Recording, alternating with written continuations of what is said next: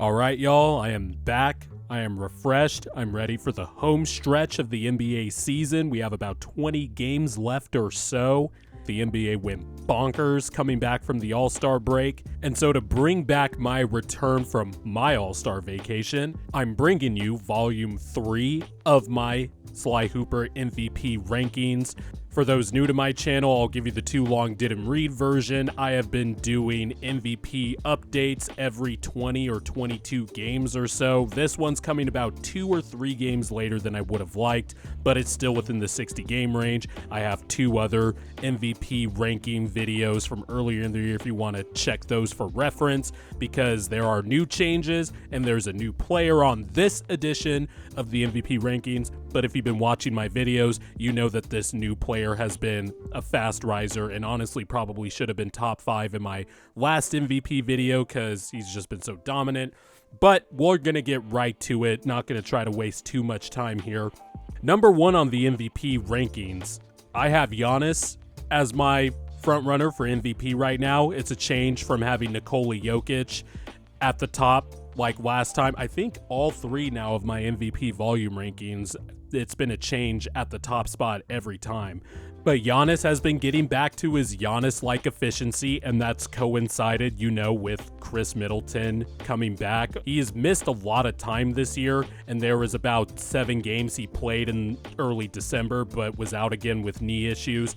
And Chris has been back for 13 games now. I don't think that's a coincidence that Giannis's efficiency, which was still really good, by the way, has jumped back up to Giannis-like levels. Joe Ingles also getting and developing chemistry with Giannis has also been a big help as well. Joe Ingles, a low-key piece that I liked when the Bucks made that move over this past offseason. Somehow, some way, Giannis has displayed some of the best defense in stretches of his career. And so once again, he's a special defender.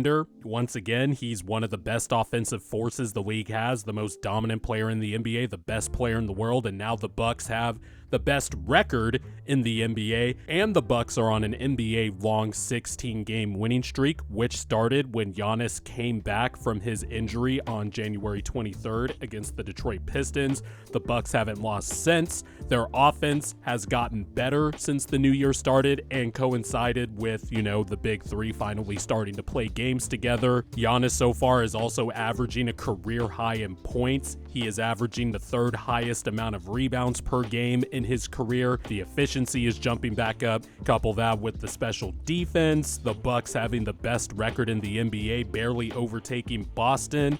I have Giannis in the top spot right now. Number 2 is where I have Nikola Jokic. And by the way, my top 3 MVP candidates are separated by like a hair. It's very close. I probably have it a lot closer than what a lot of fake MVP ballots have, or if you're a real voter, MVP ballots have. I just think these 3 guys, and I'll talk about the 3rd in a second, are very close to each other. Jokic obviously has been dominant all the way through the season, averaging a triple-double, the highest efficiency of his career. I mean, he's still shooting over 63% from the field, and it's on lower volume, but the fact that he is still averaging that many points on that high of a field goal percentage is absolutely ridiculous. Low volume, but he's shooting nearly 40% from 3. He is also just the engine of one of the best offenses clear cut in the NBA. And since my first MVP rankings video, Jokic has gotten back to being a fine defender this season, because I thought there were a lot of times early in the year especially where it looked a lot like early career Jokic, but he's back to just being a fine defender. The Nuggets do have a top 10 defense when Jokic is on the court. He is a limited defender, and when he's been in drop coverage, teams have just eaten that up, but Jokic has been playing a lot more at the level since the first MVP video I did, which is the best scheme for him. I don't have fancy second spectrum numbers or anything like that, but just from watching Nuggets games a lot throughout the year, it just seems like Jokic has been playing more in a comfortable scheme since the first video I did early in the year when his defense was a mess. So Jokic has been back to that level, and on top of that, he's one of the best offensive players of all time and is carrying the Nuggets to the 3rd best record in the NBA, top of the Western Conference. So I have him number 2.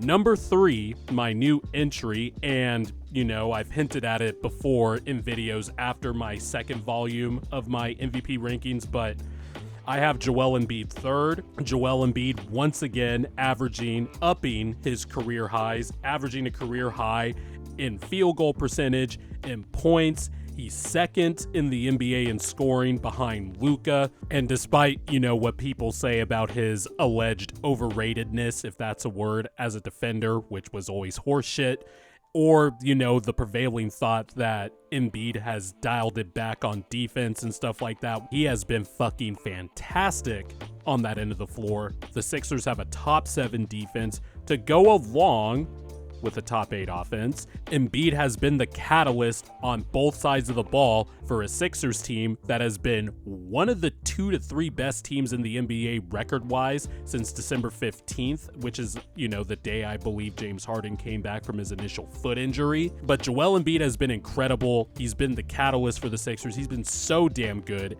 How does somebody average 33-10 on 53% shooting, along with over 1.5 blocks per game and over 4 assists per game? That's fucking ridiculous. Honestly, he is right up there to me with Giannis and Jokic, but just because, they've played a tad bit more games, and I hate to use the games rule on my guy because I thought that was in some ways valid, but in some ways also overblown early on in Embiid's career. But when you're splitting hairs between a top 3 that's this good, and we'll get to the 4th in a second because I'm sure Celtics fans will be like, what the fuck? But when you're splitting hairs between a top 3 that's this good, stuff like that, games played matter. Also, the records do matter as well, along with the type of load you have to carry. And Embiid is right up there with Giannis and Jokic to me. Number 4, Jason Tatum. And, I honestly did struggle with, putting Embiid ahead of Tatum. But to me, individually, Embiid has been better than Tatum this season. I know Celtics fans probably feel that their guy is better than Embiid. I'm not going to hold you for that, but I strongly disagree. Tatum is a top 10 player, a tier 1 franchise superstar, and, if he had kept up his efficiency and continued to play at an all-NBA level type of defense since the first MVP video that I released, he definitely would have been higher, but Tatum has still been really fucking good. He would have been higher if he had kept his efficiency up, which has dropped especially since the new year, but he's still averaging nearly 30. And yes, his defense has still been good, it's just slipped, which is, that's the hair-splitting stuff we talk about with this MVP stuff. The Celtics defense has rounded back into shape since the beginning of the season, obviously, and I think that's coincided also with Robert Williams coming back and, some of the three-point shooting luck and stuff. But Tatum is still a serious MVP candidate, obviously. The Celtics are one of the best teams in the NBA and one of the front-runners, the true front-runners for a championship title. So Tatum has still been really good. I want to emphasize that, but I'm sure that's just going to fall on deaf ears. I have him 4th. And then number 5, I have Luka. Luka is still, being ridiculous, averaging over 33 points per game, nearly 9 rebounds per game, and over 8 assists per game on nearly 51% shooting while, having the ball a lot in his hands. Now there's this new thing, obviously, with Kyrie Irving on the Mavericks. And like everybody thought, the Mavericks defense, it's troubling. And the duo is now 1-5 in the 6 games they have played together. So that's not great. But the way Luka has carried this Mavericks team all year, even though the roster was sort of constructed or deconstructed, the moves the Mavericks made over the offseason led to this type of roster where Luka had to carry this team. And, the fact that he had the Mavericks in the top 6 with a positive above 500 record with the numbers he was putting up, he was going to be on my MVP list. In the very first edition of my MVP list, he wasn't on it because I have a rule where MVP candidates who are on teams where their team is below 500, you're just automatically disqualified. I'm sorry, you just have to draw a line somewhere. But no, Luka has been spectacular all year. Going to be first team All-NBA, should be first team All-NBA at the guard position. But in terms of the MVP rankings, he's 5th.